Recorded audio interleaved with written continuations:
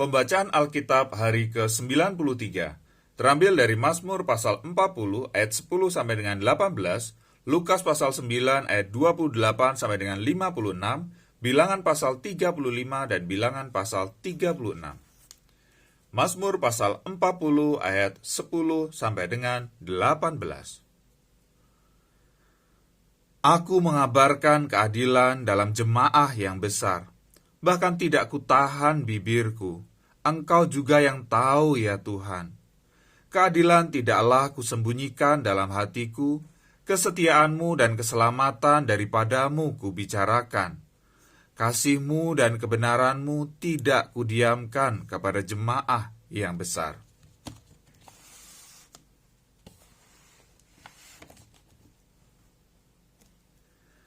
Engkau Tuhan, janganlah menahan rahmat-Mu daripadaku. Kasih-Mu dan kebenaran-Mu kiranya menjaga aku selalu. Sebab malapetaka mengepung aku sampai tidak terbilang banyaknya. Aku tidak terkejar oleh kesalahanku. Aku telah terkejar oleh kesalahanku sehingga aku tidak sanggup melihat. Lebih besar jumlahnya dari rambut di kepalaku sehingga hatiku menyerah. Berkenanlah kiranya Engkau, ya Tuhan, untuk melepaskan aku. Tuhan, segeralah menolong aku. Biarlah mendapat malu dan tersipu-sipu mereka semua yang ingin mencabut nyawaku. Biarlah mundur dan kena noda mereka yang mengingini kecelakaanku. Biarlah terdiam karena malu mereka yang mengatai aku, syukur, syukur. Biarlah bergembira dan bersuka cita karena Engkau, semua orang yang mencari Engkau. Biarlah mereka yang mencintai keselamatan daripadamu tetap berkata, Tuhan itu besar. Aku ini sengsara dan miskin, tetapi Tuhan memperhatikan aku. Engkaulah yang menolong aku dan meluputkan aku. Ya Allahku, janganlah berlambat.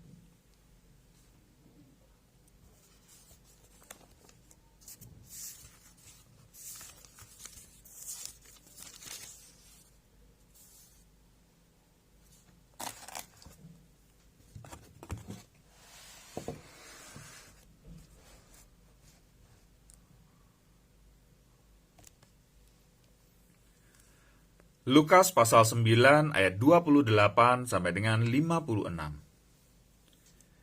Kira-kira 8 hari sesudah segala pengajaran itu, Yesus membawa Petrus, Yohanes dan Yakobus lalu naik ke atas gunung untuk berdoa. Ketika ia sedang berdoa, rupa wajahnya berubah dan pakaiannya menjadi putih berkilau-kilauan, dan tampaklah 2 orang berbicara dengan dia, yaitu Musa dan Elia. Keduanya menampakkan diri dalam kemuliaan dan berbicara tentang tujuan kepergiannya yang akan digenapinya di Yerusalem. Sementara itu Petrus dan teman-temannya telah tertidur, dan ketika mereka terbangun, mereka melihat Yesus dalam kemuliaannya dan kedua orang yang berdiri di dekatnya itu. Dan ketika kedua orang itu hendak meninggalkan Yesus, Petrus berkata kepadanya, Guru, betapa bahagianya kami berada di tempat ini. Baiklah, kami dirikan sekarang 3 kemah, 1 untuk engkau, 1 untuk Musa, dan 1 untuk Elia. Tetapi Petrus tidak tahu apa yang dikatakannya itu. Sementara ia berkata demikian, datanglah awan menaungi mereka, dan ketika mereka masuk ke dalam awan itu, takutlah mereka. Maka terdengarlah suara dari dalam awan itu yang berkata, Inilah anakku yang kupilih, dengarkanlah dia. Ketika suara itu terdengar, nampaklah Yesus tinggal seorang diri, dan murid-murid itu merahasiakannya. Dan pada masa itu mereka tidak menceritakan kepada siapapun apa yang telah mereka lihat itu.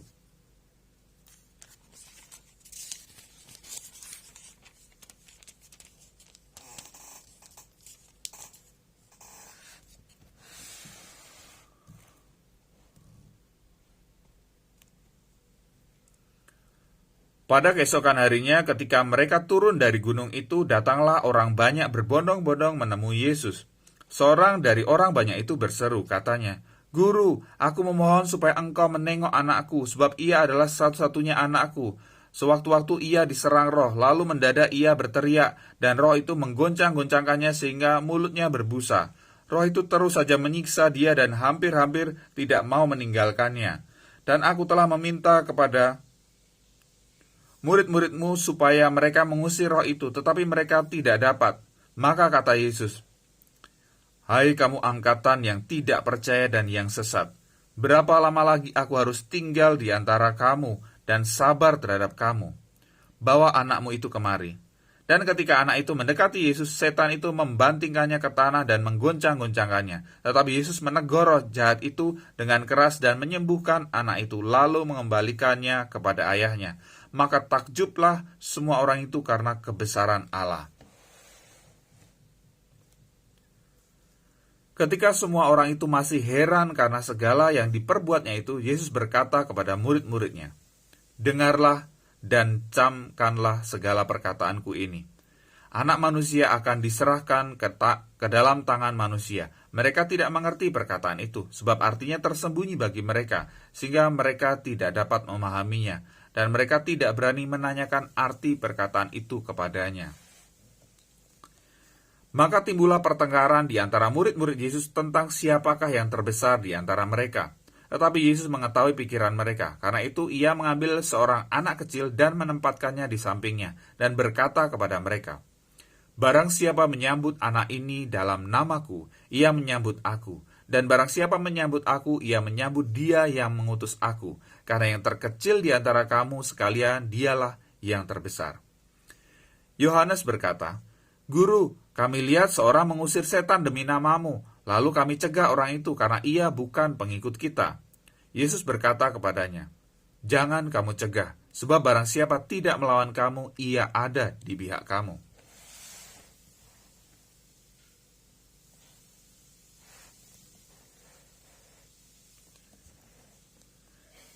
Ketika hampir genap waktunya Yesus diangkat ke surga, ia mengarahkan pandangannya untuk pergi ke Yerusalem, dan ia mengirim beberapa utusan mendahului dia.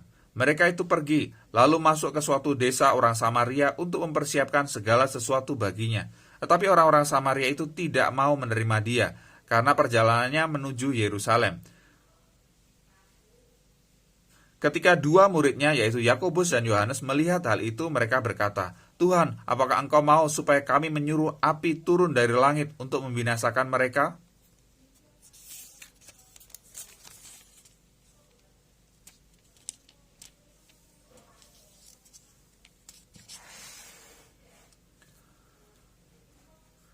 Akan tetapi ia berpaling dan menegur mereka, lalu mereka pergi ke desa yang lain.